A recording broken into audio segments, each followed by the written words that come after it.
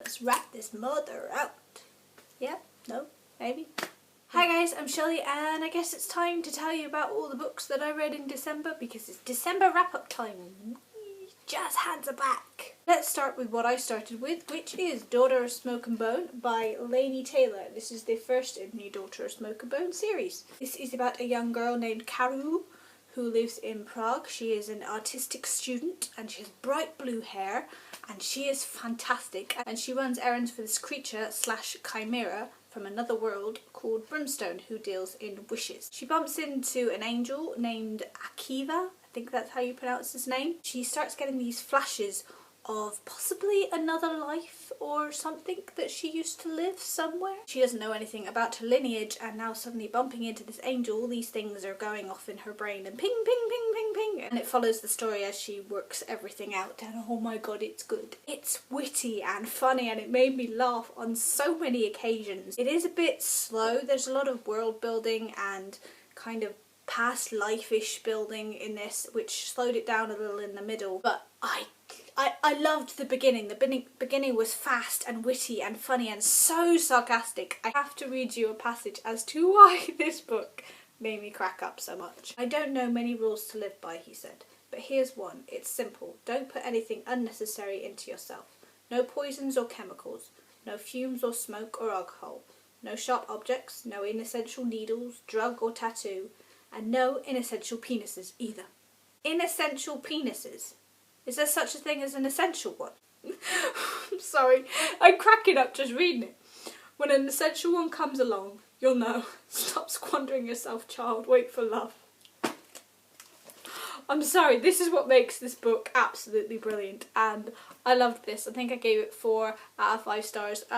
The last star I didn't get because it was a bit slow. I then moved on to Days of Blood and Starlight, which is the second one in the series. This one's a lot more world building. It follows Caro as she finds out that there is a war going on in the other world, and she's kind of stuck in the middle of it. She is pulled and pushed from one side to the other and all this stuff is going on. I don't want to give too many spoilers, but the wittiness and language that I loved of the first book seems to have dropped out of this one completely. The story's still good, it's still there, and you still want to know what goes on. This one's a bit more heavy going, plus it's really long, and just think you could have quite easily have this book and still gotten all the stories. Next up, I read Christmas with Billy and Me by Giovanna Fletcher. I don't have it here because it was on the Kindle and I don't know how to put a little picture of it here. I'm not that wizardry clever. This was a little novella following on from Billy and Me, which is the story of a young woman who lives in a small town where they are filming a period drama and a big famous actor pops in to her cake shop and they have a sort of bantery on-off relationship thing, and she is thrust into the limelight because he's famous, she's not. All hell breaks loose as the British media. This one follows her at Christmas, and it's cute and it's sweet, and it's basically Billy and Me with icing sugar chucked on top of it, and I think it's only about 50 pages long. I read it really quickly. If you liked Billy and Me, it's really, really cute and I would suggest reading it. Next up, I read Let It Snow by John Green, Maureen Johnson and Lauren Miracle, and yes, the eager-eyed viewers of you will notice I may have treated myself, but this will come up in the book haul soon and I will tell you more about why I bought this, but anyway. This is 3 short stories about Christmas and lots of people in a snowstorm in the same town over the same 24 to 48 hours. I did a review of this, which I will link down below, so I won't go on about it too much, but it was very enjoyable. I preferred Maureen's story the most, then John's, then Lauren's, but they're all very, very good. If you're in a Christmassy mood, I would suggest reading this, you know, December next year. Next up, I read To All the Boys I Loved Before by Jenny Han. It's the YA book about Laura Jean, who writes letters like she writes in her journal to all the boys she's had crushes on or has kind of fallen for as a way of saying goodbye to them and getting them out of her life. She writes these letters, she puts them in a hat box, she puts them in a wardrobe, so guess what happens? They accidentally get sent, including one to her sister's boyfriend. Uh-oh, so all kind of hijinks happens. I had a personal problem with this book because there is a lot of talk about food, including like a 5-minute conversation about breakfast every single day, which I found monotonous and annoying. I liked its diversity as she is half Korean, but other than that I kind of whizzed through it kind of fast and yeah, it didn't really grab me much. Next up, I listened to an audiobook version of The Once and Future King by T.H. White, I think that's his name. This is a version of the King Arthur legends. On the eve that Arthur is going to go to war with Mordred, he's sat in his tent having a kind of panic attack, and Merlin comes along and sits with him, and they go through all of the things that got them there. So they talk about how he was a young man called Wart, and how he became the king, and how he met Guinevere and Lancelot, and basically all the Legend of the Round Table put into one book. I really enjoyed it. If you are at all interested in King Arthur, I would suggest reading this. Next up, I read another book on my Kindle, so I cannot show you what it looks like. I read Archer's Voice by Mia Sheridan. I read this on the recommendation of Casey from The Bitter Productions, and I think she's changed her channel name, but whatever it is now, I will link it down below. She's wicked, go check her out. This is a new adult book about a girl named Bree who moves to a new town and bumps into the kind of recluse stranger on the edge of town called Archer, who turns out he had an accident when he was young and he can't talk. She keeps accidentally bumping into him because her dog keeps going onto his property,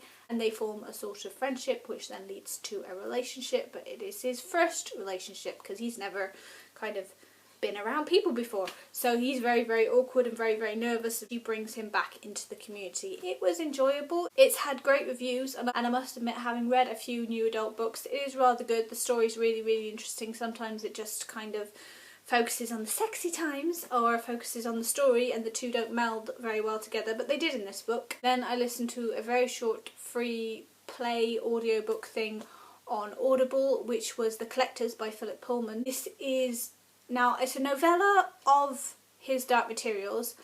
I listened to it, I still can't pick up, I think it's after his Dark Materials. I have read his Dark Materials.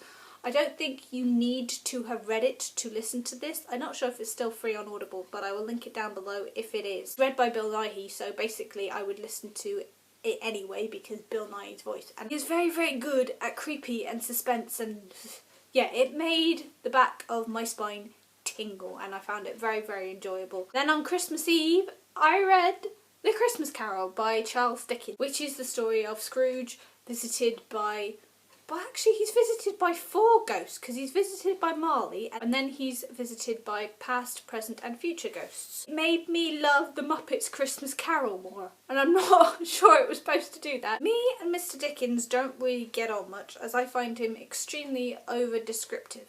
He goes on a bit too much for me. I was thinking of starting a new tradition of reading the Christmas Carol, you know, every Christmas Eve, but yeah, it wasn't for me. But if you like descriptive and if you want to read the original text, I would suggest always giving it a go. It just personally wasn't for me. Between Christmas and New Year, I got very excited because the BBC were doing a radio dramatisation of Good Omens by Terry Pratchett and Neil Gaiman, so I listened to it and read along with it.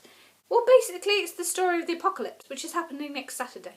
This angel and demon were going to bring up the devil's son and talk him into not bringing on the apocalypse. They find the child, they go to put him in a special place where they can bring him up, and it turns out there's a bit of a baby swap, and they've been bringing up the wrong kid. Oops. It's extremely English, this book. A lot of kind of in-jokes. It's all about the M25 and Manchester and lots of other places that I can't remember right now, so I'm not sure this would work internationally. It went on a bit, to be honest. Finding a lot of books just over-descriptive. It's like, would you kind of hurry up and get on with it, please? I think I gave this 3 out of 5 stars. The dramatisation was really good. The book, way too long. Last, but by no means least, I read 2 of the Serenity graphic novel comics, and oh my god, I love these so much. I love all things Firefly and Serenity and Joss Whedon. I'm not going to tell you too much about these because I'm going to do a kind of review of all 4 of them because just these are my jam. These have made me so happy. The artwork is stunning, and I'm so happy that I'm finally getting to find out about the stories that we weren't allowed to find out about before because they stopped the series too fast. But yes, that's all the books, and wow, have I rambled on for a long time. I'd love to know what you thought of any of these books, if you've read them or if you just want to talk about them. And yeah, what was your favourite book of December? I'd love to know, so hit me up down below and we can talk about it. But anyway, I hope you guys are good, and I will see you soon. Hey!